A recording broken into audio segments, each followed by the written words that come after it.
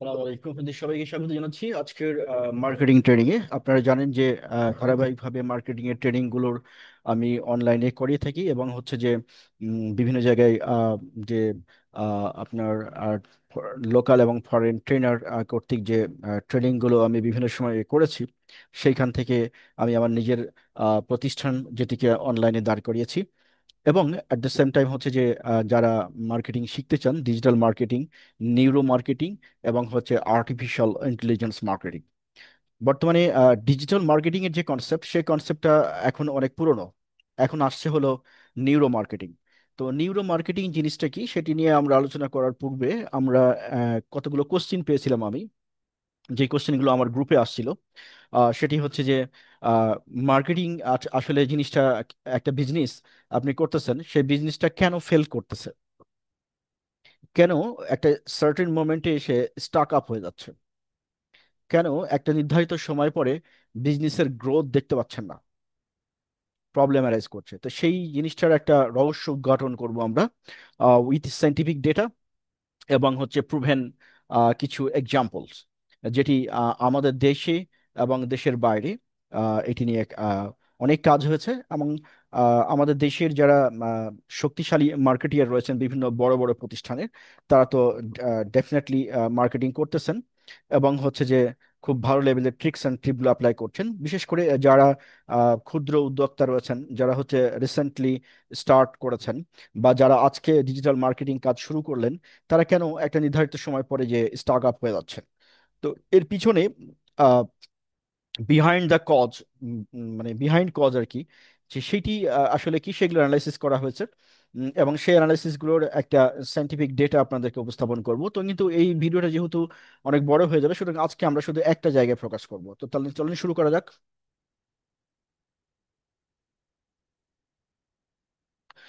How to grow business.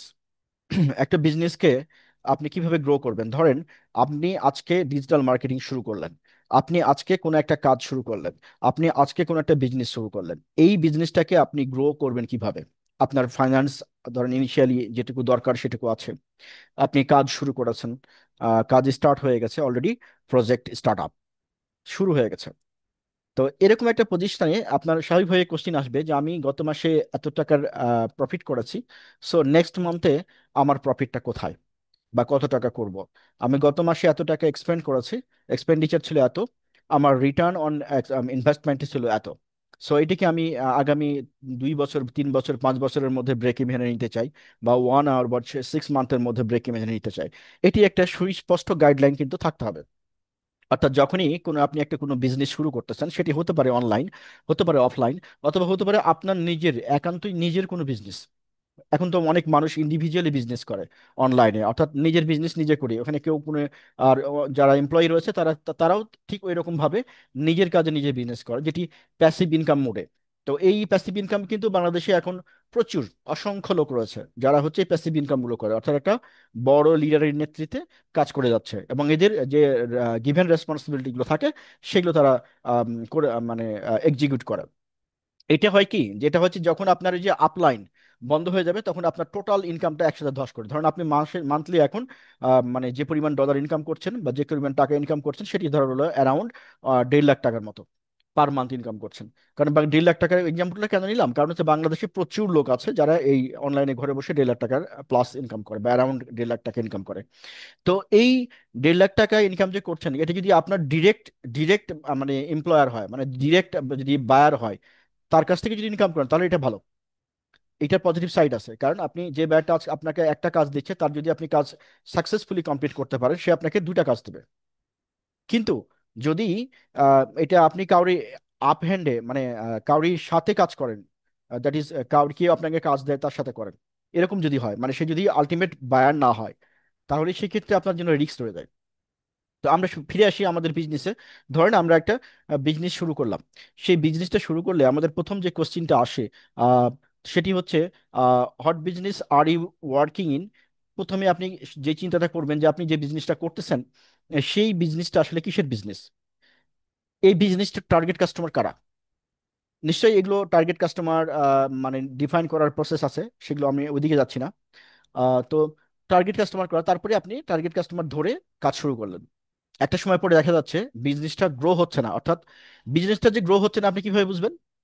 বুঝার নিয়ম হলো যে আপনার এই মাসে আপনি যে ইনভেস্টমেন্ট করেছেন আর ইনভেস্টমেন্টের এগেনিস্টে আপনার আগামী মাসে, দ্যাট ইজ এই মাসে যে রিটার্নটা আসছে সেটি যদি গত মাসের থেকে বেশি না হয়, গত মাসের থেকে বেশি না হয়, তাহলে বুঝতে হবে আপনার বিজনেসটা স্টার্ট আপ হয়ে যাচ্ছে। সেম ওয়েতে আপনার এই মাসে রেজিস্টার্ড কাস্টমার, দ্যাট ইজ যাদের সাথে আপনি কমিউনিকেট করেছেন, আপনার টার্গেট কাস্টমারের মধ্যে আর কি, টার্গেট কাস্টমার যারা, তাদের মধ্যে রেজিস্টার্ড কাস্টমার দেখা গেল যে 10,000। এই 10,000 কাস্টমার থেকে যদি আপনার এই মাসে মানে এই মাসের শেষে যে আপনার টার্গেট কাস্টমার যে দাঁড়ালো ধরেন 1100, তার মানে আপনার গত মাসের যে টার্গেট কাস্টমারের নাম্বার অফ টার্গেট কাস্টমার ছিল যারা রেজিস্টার্ড ছিল, যাদের সাথে আপনি কমিউনিকেট করেন, যাদের কাছে আপনি মেসেজ দেন, যাদের সাথে আপনি কথা বলেন, যারা আপনাকে রেসপন্স করেন, যাদের কাছে আপনি ইমেল পাঠান, যাদের সাথে আপনি হোয়াটসঅ্যাপে কথা বলেন, যাদের সাথে আপনি হোয়াটসঅ্যাপে মেসেজ দেন, এই টার্গেট কাস্টমারের নাম্বার অফ টার্গেট কাস্টমার যদি গত মাসের তুলনায় আপনার একটা নির্ধারিত অ্যামাউন্টে না বাড়ে, তাহলে বুঝতে হবে যে আপনার বিজনেসটা স্লো মুডে রান করতেছে। এখন এই যে টার্গেট কাস্টমার যে বাড়াবেন, এই বাড়ানোর নিশ্চয়ই অনেকগুলো প্রসিডিউর আছে, অনেকগুলো পদ্ধতি আছে, সেগুলো আমরা আলোচনায় যাচ্ছি না। শুধু আমরা যে জিনিসটা ক্যালকুলেট করব সেটি হচ্ছে যে আমার বিজনেসটা যে গ্রো করবে, আমি যে শুরু করলাম, শুরু করার পরে তো আমার বিজনেসটা গ্রোয়িং এর একটা জিনিস রয়েছে। সেই গ্রোয়িং এর জিনিসটা ডিপেন্ড করবে হচ্ছে আমার নাম্বার অফ কাস্টমারের উপরে। প্রথমত হচ্ছে নাম্বার অফ টার্গেট কাস্টমারের উপরে, দেন টার্গেট কাস্টমার থেকে যারা হচ্ছে আমার বিজনেসে আসতে লিডের কনভার্ট হওয়া পর্যন্ত। তাহলে এখানে একটা যে বিষয় রয়ে যায় যে how will we calculate growth. Growth calculate করতে হয় দুইভাবে, একটা হচ্ছে রিটার্ন অন ইনভেস্টমেন্ট, এটা একটা ব্যাপার, আরটা হচ্ছে number of customer, that is number of client. আমার গত মাসে যে টার্গেট কাস্টমার ছিল সেটা যদি এ মাসে না বাড়ে তাহলে বুঝতে হবে আমার সামথিং রং, আমার কোনো একটা জায়গায় স্ট্র্যাটেজিক প্রবলেম রয়েছে, সেই জায়গাটা ঠিক করতে হবে।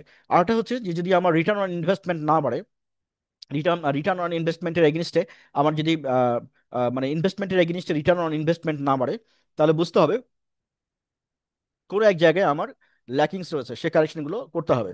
কারেকশনগুলো করার জন্য তার মানে এখন একটা বিজনেসকে আপনি ডিফাইন কিভাবে করতে পারেন, আপনি এটা যেই বিজনেসই হোক, আপনার নিজের বিজনেস হতে পারে, যে টাইপেরই বিজনেস হোক, সবগুলোর ক্ষেত্রে এই মার্কেটিং এর স্ট্র্যাটেজিটা কাজ করবে। সেটি কি, যে আমার বিজনেস গ্রোথটাকে অ্যানালাইসিস করতে হবে। এইটাকে অনেক বড় যারা, যারা বড় বিজনেসম্যান, যারা হচ্ছে যারা বড় অর্গানাইজেশন লিড করে, তারা কি করে, তারা একে ডেলি বেসিসে দেখে। আপনার যদি বিজনেস ছোট হয় আপনি উইকলি দেখতে পারেন, মান্থলি দেখতে পারেন, 15 দিনে দেখতে পারেন যে আমার এই কয়দিনে আমরা এতজন কাস্টমারের সাথে যোগাযোগ করেছি, আমার নতুন কাস্টমার ইনকর্পোরেট হয়েছে কতজন। কারণ কাস্টমার যারা ইনকর্পোরেট হচ্ছে তারা আজকে আপনার কাছ থেকে পারচেজ না করলেও আপনার যদি মার্কেটিং স্ট্র্যাটেজি ঠিক থাকে, মার্কেটিং প্রসিডিউর যদি সাইন্টিফিক হয়, তাহলে ডেফিনেটলি এরা টুডে টুমরো আপনার কাস্টমারে পরিণত হবে। তাহলে আজকে যাকে আপনি কমিউনিকেট করছেন সে আপনার মেবি প্রেজেন্ট কাস্টমার অথবা ফিউচার কাস্টমার, এই দুটোর বাইরে কোনো কিছু না। আচ্ছা, এখন দেখেন যে business don't die because of lack of money, they die because of lack of customers. কখনোই টাকার জন্য বিজনেস বন্ধ হয়ে যাবে না, বন্ধ হবে কি জন্য? কাস্টমারের জন্য। কারণ যদি আপনার যদি কাস্টমার থাকে, কাস্টমার উইল পে ইউ, তাহলে আপনার বিজনেস বন্ধ হওয়ার কোনো চান্স আছে? Customer will pay you, that is আপনার তারা আপনাকে পে করবে, পে করলে তো আপনার বিজনেস রান করবে। তাহলে টাকার অভাবে বিজনেস বন্ধ হয়ে যায়, এই যে কনসেপ্ট, এই কনসেপ্টটা হচ্ছে ভুল কনসেপ্ট। বরং কাস্টমারের অভাবে আপনার বিজনেস বন্ধ হয়ে যাবে। তো কাস্টমারের অভাবে বিজনেস বন্ধ হলে এইখানে কেন বন্ধ হয়, কেন কাস্টমার পাচ্ছেন না আপনি? কাস্টমার পাচ্ছেন না বিকজ অফ মার্কেটিং। তার মানে হচ্ছে এই স্লাইডটার মাধ্যমে আমাদের একটা জিনিস মাথায় রাখতে হবে যে আপনার যদি মার্কেটিং ঠিক মতো না থাকে, মার্কেটিং টিম যদি ওয়েল ইকুইপড না হয়, মার্কেটিং টিম যদি কনফিডেন্ট না হয়, মার্কেটিং টিমের সদস্য যারা যারা অন্য মানুষের কাছে কমিউনিকেট করছে তারা যদি নিজেই স্ট্রং না হয়, নিজের স্ট্রং বিলিভ না থাকে, নিজের প্রোডাক্ট সম্পর্কে নলেজ না থাকে, তাহলে তারা কিন্তু কনফিডেন্টলি কমিউনিকেট করতে পারবে না। কারণ আপনি যখন কোনো একটা মানুষের সাথে কমিউনিকেশন করছেন, তখন আপনার আপনার থেকে আপনার থেকে এক ধরনের ফ্রিকোয়েন্সি বা এনার্জি রিলিজ হয়, এটা সায়েন্স বা ফিজিক্স বলে। এই যে এনার্জি রিলিজ হয়, এই এনার্জি যদি পজিটিভ ফ্রিকোয়েন্সিতে রিলিজ হয়, তাহলে অপরপক্ষে যে লোকটা আছে সেই লোকটা কিন্তু পজিটিভ ডাইমেনশনে কনভার্ট হয়। কিন্তু আপনার যদি এনার্জি রিলিজের পরিমাণটা উইকনেস থাকে, উইকনেস কখন থাকবে? যখন আপনার প্রোডাক্ট নলেজ কম, যখন আপনার নিজেরই নিজের প্রোডাক্টের প্রতি বিশ্বাস নাই, যখন আপনি মনে করেন যে এই বিজনেস আদৌ টিকবে কি টিকবে না, এরকম কনফিডেন্স নিয়ে যখন আপনি মার্কেটিং করেন, আপনার মধ্যে যখন কোনো উইকনেস থাকবে, কোনো দুর্বলতা থাকবে, তখন আপনি যখন কথা বলবেন মানুষের সাথে, তখন তারা এটা বুঝতে পারবে। বিকজ মানুষ আপনাকে ওই মানুষের চোখ দিয়ে দেখে না, দেখে হচ্ছে আপনার চোখ দিয়ে। আপনি কতটুকু কনফিডেন্টলি কথা বলছেন, কতটুকু বিলিভের সাথে কথা বলছেন, কতটুকু আত্মবিশ্বাসের সাথে কথা বলছেন, this is much more important in case of marketing. So when you are going to market something, when you're selling value, when you're selling product, when you're selling service, তখন মোস্ট ইম্পর্টেন্ট থিং হচ্ছে যে you're confident. Do you believe in your product? আপনি যদি আপনার প্রোডাক্টের উপরে বিশ্বাস করেন, তাহলে মানুষ আপনাকে দেখে তা আপনার প্রোডাক্টে বিশ্বাস করবে। আপনার নিজের যদি বিশ্বাস না থাকে, মানুষ বিশ্বাস করবে না। সো এই জায়গাটা খুবই ভাইটাল পয়েন্ট। সেই জন্যই প্রতিটা বড় বড় অর্গানাইজেশন মার্কেটিং টিমদের হাজার হাজার লাখ লাখ টাকা খরচ করে ট্রেনিং করায়, এদেরকে বিল্ড আপ করায়। এদের একটা মার্কেটিং টিমের একটা সদস্য, তার সব কিছু কিন্তু খুব ইম্পর্টেন্ট। সে কি ড্রেস পরে বের হচ্ছে, তার হচ্ছে যে অ্যাটিটিউড কেমন, কথাবার্তার মানে স্টাইল কেমন, কমিউনিকেশন কেমন, যে শব্দটা ব্যবহার করছে সেই শব্দটার উচ্চারণ কেমন, হ্যাঁ, শব্দটার স্ট্যান্ডার্ড কিনা, হ্যাঁ, তো কমিউনিকেশনের জন্য ইনফরমেশন যেগুলো শেয়ার করছে, সেলিং পয়েন্ট যেটাকে বলি আমরা, সে সেলিং পয়েন্টটা স্ট্রং কিনা, এই প্রতিটা জিনিসকেই কিন্তু প্রতিটা অর্গানাইজেশন থেকে ঠিক করে দিতে হবে। যাতে করে যখন মার্কেটিং এর জন্য কথা বলবে কোনো লোক, কোনো পিপুলের সাথে, সেটি যেই টাইপের প্রোডাক্টই হোক না কেন, সব প্রোডাক্টের ক্ষেত্রে প্রযোজ্য। একটা কলম বিক্রি করতে গেলে, একটা সুই বিক্রি করতে গেলেও একই জিনিস প্রযোজ্য। তো সেই ক্ষেত্রে কিন্তু ওয়ার্ডগুলো হবে মাপা ওয়ার্ড। মাপা ওয়ার্ড মানে আপনি যেই প্যানেলটা ঠিক করে দেবেন, যে সেলিং পয়েন্ট ঠিক করে দেবেন, যে মার্কেটিং স্ট্র্যাটেজি বা ভিউ বা টেক্সট ঠিক করে দেবেন, এর বাইরে কেউ কোনো কথা বলবে না। এটা খুব ইম্পর্টেন্ট। কেন? কারণ হচ্ছে যে যেই মানুষটা আপনার যেই মানুষটার সাথে কমিউনিকেট করছেন সেলিং এর জন্য, ও যদি উল্টাপাল্টা মেসেজ দেয়, শব্দ চয়ন ঠিক না থাকে, বাক্য ঠিক না থাকে, প্রেজেন্টেশন ঠিক না থাকে, কথা বলার ভঙ্গি ঠিক না থাকে, তাহলে যে মানুষটা শুনতেছে সে আপনার প্রোডাক্টের প্রতি, আপনার প্রতিষ্ঠানের প্রতি বিশ্বাস হারায় ফেলবে। এবং সেকেন্ড টাইম আপনার প্রোডাক্ট বা আপনার প্রোডাক্ট যত ভালোই হোক, যত নাম্বার ওয়ান কোম্পানি হোক, এটি কিন্তু সে আর কিন্তু আপনাকে বিলিভ করবে না। সো এই জায়গাটায় খুবই গুরুত্ব সহকারে দেখা উচিত ইচ অ্যান্ড এভরি অর্গানাইজেশন যারা প্রোডাক্ট এবং সার্ভিস নিয়ে কাজ করছেন। ইভেন আপনি যদি নিজেও ডিজিটাল মার্কেটিয়ার হন, আপনি যদি কোনো কোম্পানির প্রোডাক্ট অনলাইনে সেল করেন, সেই ক্ষেত্রেও কিন্তু আপনার সতর্ক হওয়া উচিত। What type of text you are sharing, আপনি কি ধরনের টেক্সট লিখতেছেন এবং শেয়ার করছেন। মনে রাখতে হবে ইনফরমেশন শেয়ারিং আর সেলস কপি, মানে কোনো কিছু বিক্রি করা, দুটো দুটো ডিফারেন্ট জিনিস। এক গবেষণায় বলছে কোনো একটা মানুষ প্রোডাক্ট একবার আপনি কথা বললেই কিনে না, তার সাথে লেগে থাকতে হয়, এবং এটা মিনিমাম 5 টাইমস, 5 বার তার সামনে সেই প্রোডাক্টের উপস্থিতি নিশ্চিত করতে হয় বিভিন্ন অ্যাঙ্গেলে। সো আপনি যে প্রোডাক্টটা নিয়ে টেক্সট লিখতেছেন, সেলস কপি লিখতেছেন, সেটা শুড বি ডিফারেন্ট। এবং হচ্ছে এই একই জিনিস বারবার নিয়ে আসা যাবে না, একই ছবি একই পিকচার বারবার নিয়ে আসা যাবে না। সো এই জায়গায় কন্টিনিউয়াসলি কাজ করতে হবে, এক ধরনের চেঞ্জ বা ক্রিয়েটিভ মাইন্ড নিয়ে কাজ করতে হবে, তবেই কিন্তু সেলসের গ্রোথ আসবে, তবেই কিন্তু নতুন কাস্টমার আসবে। আপনি একটা মানুষকে ধরে নিয়ে আসতে পারেন একদিন, 2 দিন, 3 দিনের জন্য, কিন্তু সে কন্টিনিউয়াসলি যাবে না। সে নিজে থেকে আগ্রহ ফিল করবে না যতক্ষণ না সে এটাকে বিলিভ করবে, তার বিলিভ সিস্টেম এটাকে মানে অ্যাকসেপ্ট করবে। এখন একটা জিনিস মনে রাখতে হবে, আপনি কোনো মানুষের সাথে কথা বললেন, সে আপনাকে কথা দিয়ে দিল, এটি কিন্তু তার মনের কথা না। সে আপনাকে কথা দিতেই পারে, সে আপনাকে বলতেই পারে হ্যাঁ ঠিক আছে ভালো, বাট সে কিন্তু ওটাই করবে যেটা তার সাবকনসিয়াস পার্ট অফ মাইন্ড বলবে। তো সাবকনসিয়াস পার্ট অফ মাইন্ডকে যদি বিলিভ করাতে হয়, তাহলে তাকে আপনি শুধুমাত্র কথা বলে তাকে কনভিন্স করলে হবে না, তার ভিতরে এমন কিছু পজিটিভ উপাদান বা কম্পোনেন্ট ইম্পোজ করতে হবে with respect to her or his demand, অথবা আপনার প্রোডাক্টের সাপেক্ষে, যেটি তার ব্রেইনে হিট করবে।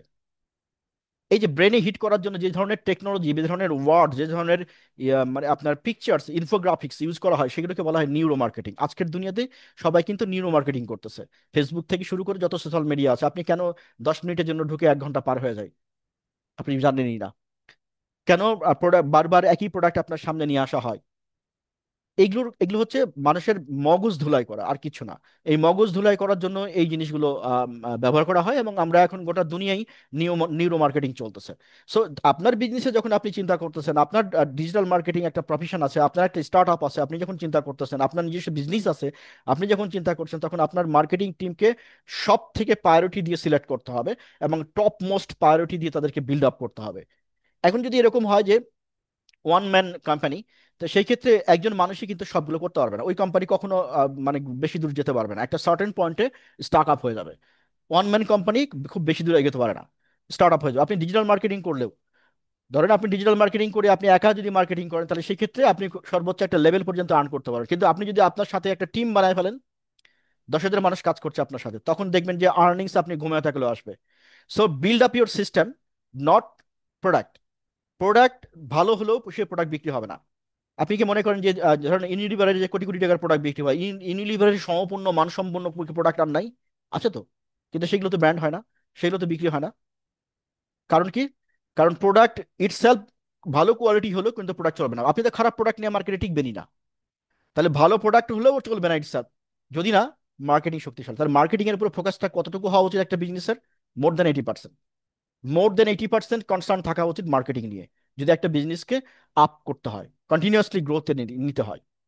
আচ্ছা, এখন প্রোডাক্টের কোয়ালিটি, কি প্রোডাক্ট নিয়ে কাজ করছেন সেই অনুযায়ী স্ট্র্যাটেজি ডিজাইন করতে হবে। আপনার যদি নিজের বিজনেস হয় তাহলে আপনি একভাবে ডিজাইন করবেন, অন্যজনের প্রতিষ্ঠানের প্রোডাক্ট হয় তাহলে আরেকভাবে ডিজাইন করবেন, সেই প্রোডাক্টটা যদি ফিজিক্যাল প্রোডাক্ট হয় তাহলে এরকম ভাবে ডিজাইন করবেন, যদি ভার্চুয়াল প্রোডাক্ট হয় তাহলে একরকম ভাবে ডিজাইন করতে হবে। এগুলো প্রোডাক্টের কোয়ালিটি, সিচুয়েশন, মার্কেট প্লেস এবং মার্কেটের ডেটা নিয়েই অ্যানালাইসিস করে কিন্তু প্রোডাক্টের ডিজাইনগুলো মার্কেটিং স্ট্র্যাটেজি সাজাতে হয়। উইদাউট মার্কেটিং স্ট্র্যাটেজি একটা বিজনেস খুব বেশি দূর গ্রো করতে পারবে না। এটা মাথায় রাখতে হবে। কারণ হচ্ছে যে আপনার কাস্টমার থাকবে না, আর কাস্টমার না থাকলে বিজনেস থাকবে না। সোজা হিসাব, বিজনেস ইকুয়াল টু কাস্টমার। তাহলে বিজনেসের গ্রোথ নির্ভর করে কার উপরে? কাস্টমারের উপরে, নাম্বার অফ কাস্টমারের উপরে। সো এই জিনিসটা খুবই গুরুত্বপূর্ণ একটা জিনিস। হুম, আমরা আসলে মার্কেটিং নিয়ে কথা বলছিলাম। দেখেন আপনার কাস্টমার যদি গ্রো না করে, তাহলে একটা সময় পরে কি হবে? ধরেন প্রথম দিকে অনেকগুলো কাস্টমার এরকম পাচ্ছেন, দেখেন এগুলো হচ্ছে, তারপরে একটা সার্টেন পিরিয়ড পরে যে দেখেন এখানে কিন্তু কাস্টমারের সংখ্যা কমে গেছে, এই যে এই জায়গাটা নক করে, এই যে এই জায়গাটা দেখেন কাস্টমার নাই। তো এরকম যদি হয় তাহলে সেক্ষেত্রে কি হবে ঘটনাটা? If you cannot get customers, you cannot get cash flow. আপনি ক্যাশ ফ্লো পাবেন না। And if you cannot get cash flow, you cannot get wealth, and eventually you get out of business. আপনি মার্কেট থেকে বের হয়ে যাবেন, একটা সময় বিজনেস বন্ধ হয়ে যাবে। সো কাস্টমার আর দ্য কি, কাস্টমার দ্য কি of business, customer are the কি অফ বিজনেস। তো কাস্টমারের প্রতি ফোকাস করতেই হবে আপনার। প্রতিদিন গ্রোয়িং কাস্টমার, প্রতিদিনে গ্রোথ থাকতে হবে কাস্টমারে। No growth, no business. দেখেন, why will your business fail? কেন আপনার বিজনেস মানে ফেল করবে? কেন আপনার বিজনেস সামনে আগাবে না? সে যে বিজনেসই হোক, সব বিজনেসের ক্ষেত্রে এই রুল কাজ করে। এটা হার্ভার্ড বিজনেস রিভিউ থেকে পাওয়া এই রুলটা। এটি হচ্ছে যে 80% of new business failed within 18 month, অর্থাৎ 2 বছরের মধ্যে, বাংলাদেশের প্রেক্ষাপটে 2 থেকে 2.5 বছর, 2 থেকে 2.5 বছরের মধ্যে একটা নতুন বিজনেস ফল করে যায়। And in 70% of those cases, the primary reason was poor or inconsistent marketing. অর্থাৎ মার্কেটিংটা কনসিস্টেন্ট না। একটা প্রোডাক্ট বা একটা কোম্পানি ফল করে তার প্রোডাক্টের কোয়ালিটির জন্য না, তার ফান্ডিং এর জন্য না, টাকার জন্য ফল করে না। কোম্পানি বন্ধ হয়ে যায় না, কোয়ালিটির জন্য বন্ধ হয়ে যায় না, মার্কেটিং এর জন্য বন্ধ হয়ে যায়। অর্থাৎ আপনি যদি এভাবে চিন্তা করেন, যদি এটা ব্যাংকিং সেক্টরের ক্ষেত্রে চিন্তা করেন, তাহলে শুড বি রিপুটেশন। একটা ব্যাংকের যখন রেপুটেশন লস হয়ে যায়, তখন সেই ব্যাংক আর কোনোদিন সার্ভাইভ করার মতো ক্ষমতা রাখে না। অনেক সময় তাকে এই এই রিপুটেশন ফিরিয়ে নিয়ে আসতে সময় দিতে হবে, অনেকটা সময়, তবেই কিন্তু রিপুটেশন ফিরে পাওয়া যাবে।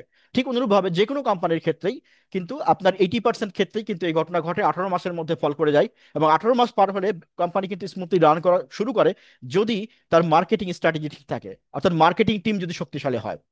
মার্কেটিং টিমের অনেক কিছু দেখার বিষয় আছে, কারণ একটা কোম্পানির মার্কেটিং টিমই হচ্ছে আসল যে কোম্পানিটাকে বাঁচায় রাখবে। কারণ মার্কেটিং টিম কি করবে? কাস্টমার নিয়ে আসবে, আর কাস্টমার কি নিয়ে আসবে? টাকা নিয়ে আসবে। আর টাকা কি হবে? কোম্পানিকে বাঁচায় রাখবে। একদম ইকুয়েশন সিম্পল। আচ্ছা, এবার এবার আমরা একটা বাংলাদেশ পার্সপেক্টিভ দেখি।